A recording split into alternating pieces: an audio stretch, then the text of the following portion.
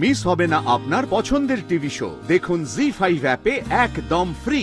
ও আনন্দি, ওই আর কানা তোর বাবাকে এনে দে তো। ওনার মায়ের জিনিস উনি যেইভাবে সুরক্ষিত মনে করবেন সেইভাবেই রাখবেন।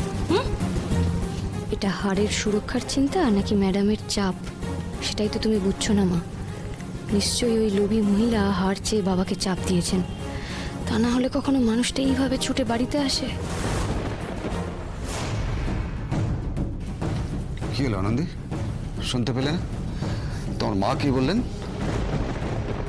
আনন্দী যান, হাটটা নিয়ে আসুন। এমনিতেই ওই হাটটা আপনার হেডেক হয়ে যাচ্ছে, কোনো কিছুতে মন দিতে পারছেন না, তার চেয়ে ভালো এনে দিন।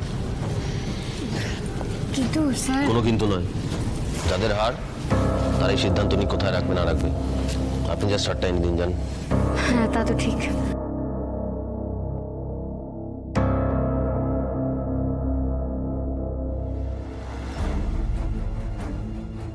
মানুষকে বাধ্য করতে হলে না নিজেকেও মাঝে মাঝে অবাধ্য হতে হয়। কোথায় তুমি প্রতিবাদ করবে তা না। সত্যি মা, না এখন দিয়ে দাও হারখানা।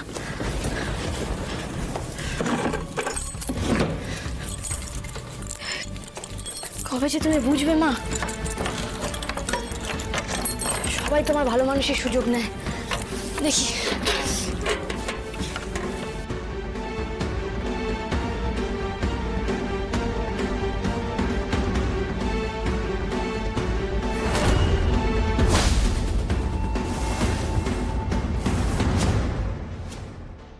এতক্ষণ সময় লাগছে কেন? দেখছি দেখছি। আনন্দি, ও আনন্দি, তোর এতক্ষণ সময় কেন লাগছে? হাতটা নিয়ে আয় মা। সর্বনাশ, মা ডাকছে এদিকে। কি হবে? হাতটা পাচ্ছি না তো। কত ভরসা করে আমাকে রাখতে দিয়েছিল, এখন আমি কোন মুখে দাঁড়াবো? হে ভগবান।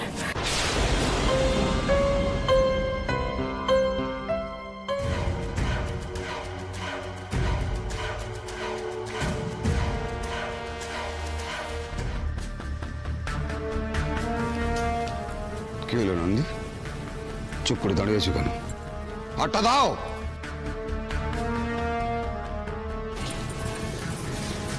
ও আনন্দি, দে হাতটা তোর বাবাকে। আরে কি হলো, হাতটা দে। নেই, হাতটা কোথাও নেই।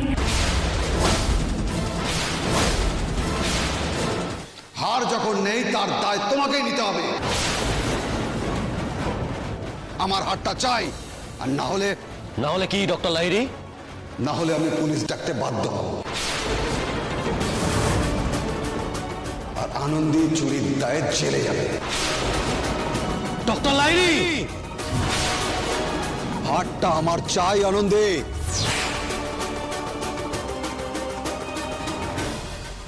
ও বাবা, কি হয়েছে রে?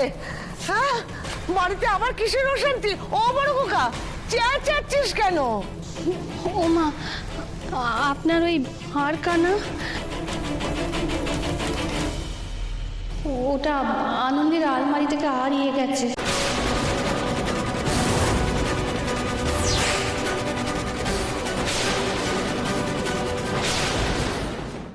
জি5 ডাউনলোড করুন আর সব এপিসোড দেখুন একদম ফ্রি।